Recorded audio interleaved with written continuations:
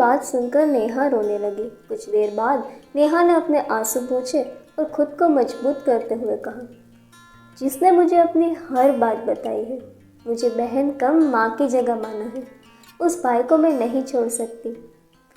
नेहा यशवंत के पास आई और कहा, मुझे मेरे भैया चाहिए यशवंत, शायद किस्मत में हमारा मिलना लिखा ही नहीं होगा। यह सुनकर यशवंत ने कहा, मैं समझ सकता हूँ नेहा, और तुम्हारे फैसले की मैं इज्जत करता हूँ, इसलिए तुम जो भी फैसला लोगी मुझे वो मंजूर होगा। यशवंत मोहित और हसमुख भाई के पास आया और हाथ जोड़ते हुए कहा, अगर अनजाने में मुझसे कोई गलती हो गई हो तो मुझे माफ़ करना। इतना कहकर यशवंत वहाँ से चला गया। नेहा ज़मीन पर बैठकर रोने लगी।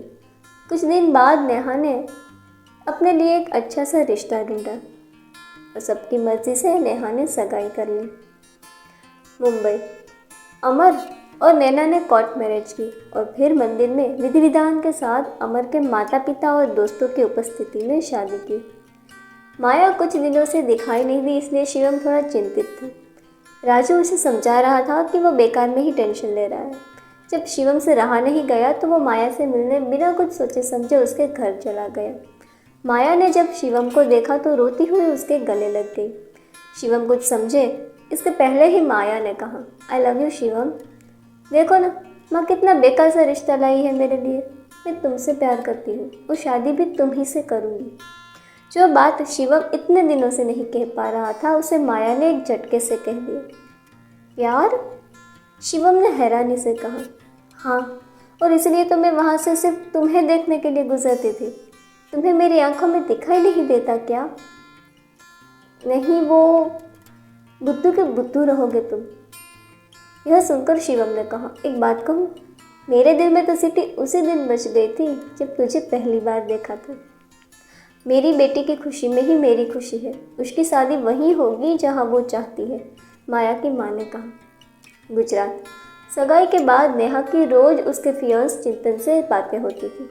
धीरे धीरे नेहा को चिंतन अच्छा लगने लगा था। धीरे धीरे वो उसे समझने लगी थी। अपने भाई को चुनने के बाद नेहा ने कभी भी यशवंत की ओर नहीं देखा और न ही उसका नाम अपनी ज़ुबान पर लाया। एक दिन नेहा ने फ़ोन पर चिंतन को अपने और यशवंत के बारे में सब बता दिया, क्योंकि चिंतन नेहा पर आंख बंद करके भरोसा करता था और अपनी हर छोटी से छोटी बात उसे बताता था। इसलिए नेहा उसका भरोसा नहीं तोड़ना चाहती थी।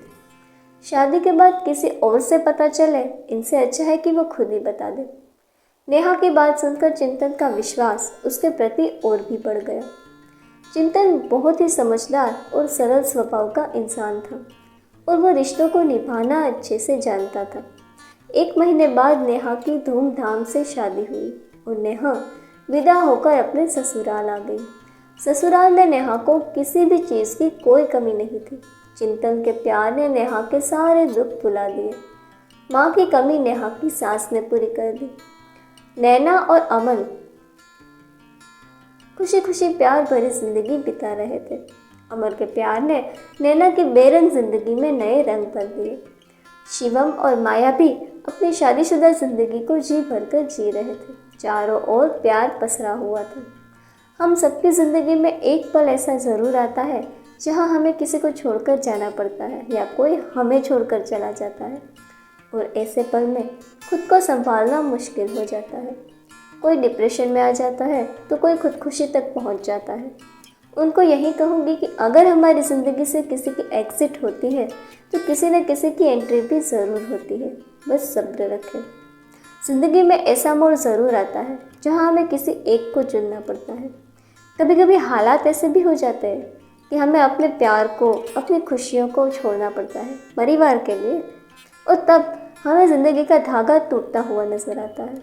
वक्त के साथ सब ठीक हो जाता है, लेकिन फिर भी जो दिल के कोने में कहीं कैद रह जाते हैं वो मोह के धागे कभी नहीं टूटते।